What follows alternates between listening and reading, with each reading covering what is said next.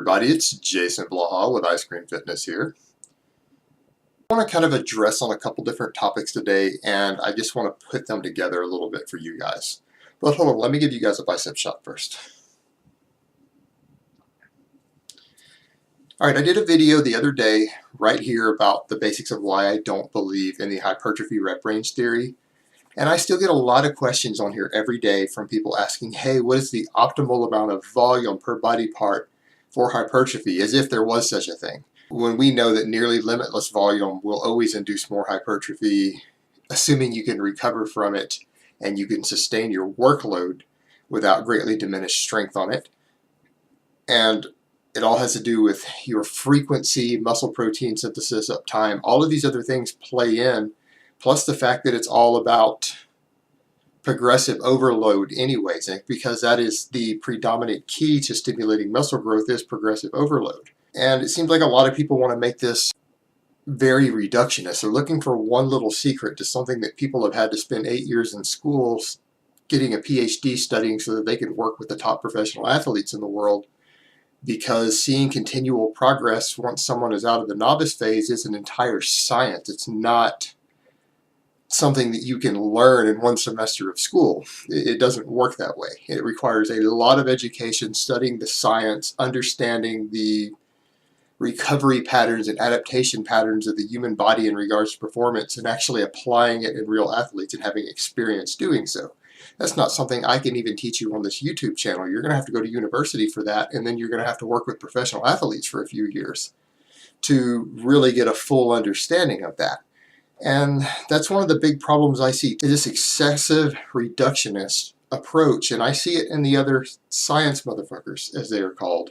And that's why a lot of them, and I will not name names, might get a few gains at first and then their gains stall because they get hung up in looking for these individual factors, whether it's tension or time under tension. And they try to find these single-sided factors towards continual hypertrophy when we know in the science it doesn't work that way. And they base what they do off of a very limited number of studies. They don't get a full grasp of the scope of the human adaptation model, or the way that we adapt to training performance. They don't seem to always have a full understanding of it. And therefore we see a lot of these science guys who, quite frankly, are getting slower results than people who know nothing about science, because they are trying to outthink working hard when they don't have a full understanding of the science. And when that happens, the guy who just trains harder is going to pass you, unfortunately. The reality is, guys, there are reasons we have undulating periodization and nonlinear periodization and dual factor hypertrophy models and all of these things in advanced exercise science for working with very serious athletes, because the more advanced you become, the more difficult it becomes to see that progressive overload, which is the key to stimulating further gains in strength, further gains in muscle mass, and seeing continual progress.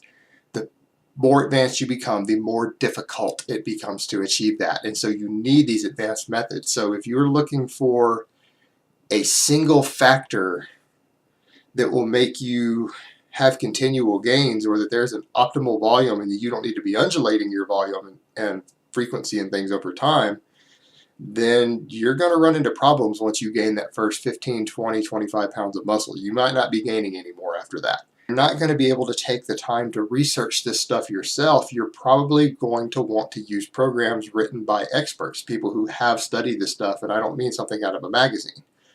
There are a lot of good programs out there by very experienced coaches, and a lot of them do write bodybuilder programs. You'll see guys like Jim Wendler or Christian Thibodeau and Bill Starr and hosts of other people with vast amounts of experience and education who do write bodybuilder programs. They write programs not just for their strength athletes and their Olympic athletes. They write them for bodybuilders too. So you guys need to look into these things, into their programs, if you don't have the education to write your own intermediate and advanced programs. And that would be my advice on that, guys. And that's really all I have to say on that today. I hope it has been informative, and I will talk to you next time.